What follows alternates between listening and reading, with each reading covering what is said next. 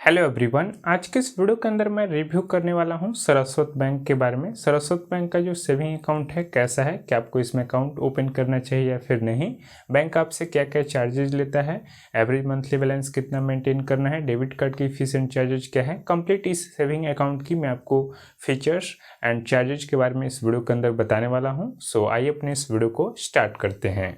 तो आइए सबसे पहले हम इसकी एवरेज क्वार्टरली बैलेंस से शुरुआत करते हैं। तो यहाँ पर अगर आप एक इंडिविजुअल हैं जिसमें माइनर भी इंक्लूड है या फिर एनआरई हैं, एनआरओ हैं या फिर एक नॉन इंडिविजुअल हैं, किसी फाउंडेशन के लिए इस अकाउंट को ओपन किए गए हैं फिर सोसाइटी के लिए, तो यहाँ पर अगर आप मेट्रो या फिर अर्बन एरिया के ब्रांच से अकाउंट ओपन करते हैं तो 2000 रुपये आपको एवरेज क्वार्टरली बैलेंस मेंटेन करना है। वहीं अगर सेमी अर्बन ब्रांचेस से अकाउंट ओपन करते हैं तो 1000 रुपीज़ एंड रूरल एरिया के ब्रांचेस से अकाउंट ओपन करते हैं तो 500 रुपीज़ आपको एवरेज क्वार्टरली बैलेंस इस अकाउंट के अंदर मेंटेन करनी पड़ेगी। अगर आप एक सीनियर सिटीजन या फिर पेंशनियर पर्सन हैं तो यहाँ पर आपको अर्बन या फिर मेट्रो ब्रांचेज में 1000 रुपीज़, सेमी अर्बन में 500 और रूरल एरिया के ब्रांचेज में 250 rupees average quarterly balance maintain करने की आवश्यकता पड़ेगी। इसमें यहाँ पर आपको वीज़ा और रुपए दो टाइप के कार्ड ऑफर किए जाते हैं, आपकी जो मर्जी उसको सेलेक्ट कर सकते हैं, जिसका जो एनुअल मेंटेनेंस चार्ज है फर्स्ट ईयर का फ्री होता है, सेकंड ईयर से अप्लीकेबल होता है। आपको नेट बैंकिंग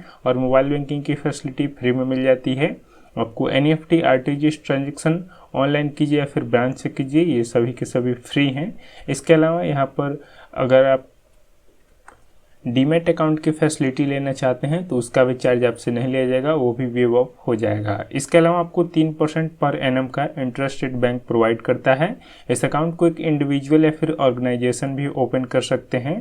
डॉक्यूमेंट में यहाँ पर आप Aadhaar card, PAN card, passport size photo के थ्रू आप इस अकाउंट को ओपन कर सकते हैं। अब आते हैं हम इसके मेन चार्जेज के ऊपर। तो अगर आप इन एवरेज क्वार्टरली बैलेंस को मेंटेन नहीं करते हैं जो यहाँ पर दिया गया है तो यहाँ पर आपसे चार्ज लगाया जाता है। अगर आप मेट्रो या फिर अर्बन एरिया के ब्रांच से अकाउंट ओपन किए होंगे तो 150 पर क्वार्टर आपको चार्ज पे करने हैं, मतलब कि 150 रुपये हर एक 3 महीने पर। इसके अलावा सेमी अर्बन ब्रांचेज में 100 रुपीज़ पर क्वार्टर और रूरल एरिया के ब्रांचेज में 50 रुपीज़ पर क्वार्टर आपको चार्ज देने हैं। एटीएम ट्रांजेक्शन की बात कर ले तो आपको सरस्वत बैंक के एटीएम में 5 ट्रांजेक्शन पर मंथ फ्री मिल जाती है। उसके अलावा अगर आप नेक्स्ट ट्रांजेक्शन करेंगे यानी कि 6 ट्रांजेक्शन करेंगे तो 10 रुपीज़ प्लस जीएसटी अप्लीकेबल होता है और नॉन फाइनेंशियल जो एटीएम ट्रांजेक्शन है ये फ्री है।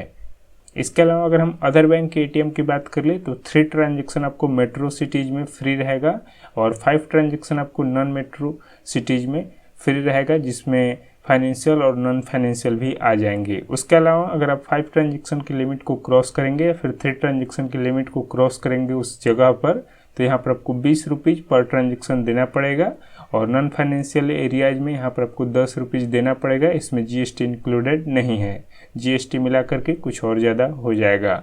उसके अलावा अगर आप इस अकाउंट को क्लोज करते हैं 6 महीने के अंडर तो आपको 200 रुपीज़ प्लस 5 रुपीज़ यहाँ पर देना पड़ेगा।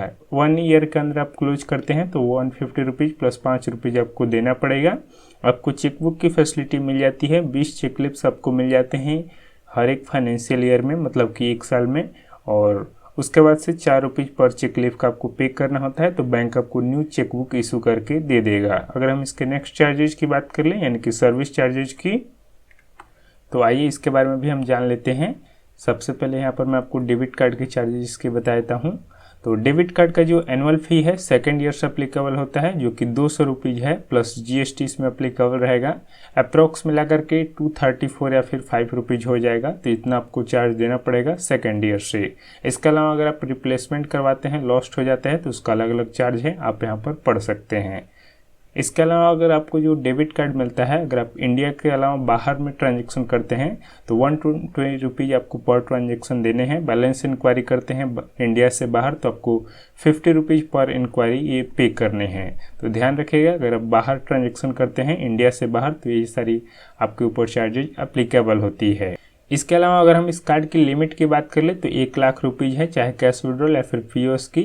और अगर हम एटीएम से कैश विड्रॉल लिमिट की बात कर ले तो 50,000 रुपीज़ आप एक दिन में इसके एटीएम से जा करके कैश विड्रॉ कर सकते हैं डेबिट कार्ड का यूज करके। यहाँ पर अगर हम purchase transaction limit per day की बात करें तो यहाँ पर ये 1 लाख रुपीज़ है, जो कि यहाँ पर इसके एटीएम में ट्रांजैक्शन नहीं एप्लीकेबल होंगे। आप ऑनलाइन शॉपिंग कर लीजिए इसका। इसके अलावा बैंक आपसे कोई भी एक्स्ट्रा चार्जेज नहीं लेती है। अगर आप एक्स्ट्रा इसकी फैसिलिटी लेते हैं जैसे क्रेडिट कार्ड या फिर अन्य चीज़ें वैल्यू एडेड सर्विसेज, तो उसका आपको चार्ज देना होता है। तो यही सारी कुछ नॉर्मल सी चार्जेज होती हैं जो मैंने आपको बता दिया। यहाँ पर आपको डेबिट कार्ड का चार्ज देना है सेकेंड ईयर से, एवरेज क्वार्टरली बैलेंस मेंटेन करके रखना है, और एटीएम से कितना पर डे कैश विड्रॉ कर सकते हैं, इन सभी चीज़ों के बारे में मैंने आपको अच्छे से बता दिया है। आई होप आपको ये वीडियो समझ आ गया होगा। और अगर आपको इस बैंक में अकाउंट ओपन करना है तो लिंक वीडियो के डिस्क्रिप्शन में मिल जाएगा। आप चाहें तो अकाउंट ओपन कर सकते हैं, जिसके ऊपर मैंने ऑलरेडी वीडियो बना दिया है। और कुछ और बेस्ट बैंक के आपको अकाउंट ओपनिंग लिंक भी डिस्क्रिप्शन में मिल जाएंगे, तो आप उसको भी एक बार चेकआउट कर लीजिएगा। मैं फिर मिलूंगा नेक्स्ट वीडियो में, तब तक के लिए thank you, have a good day.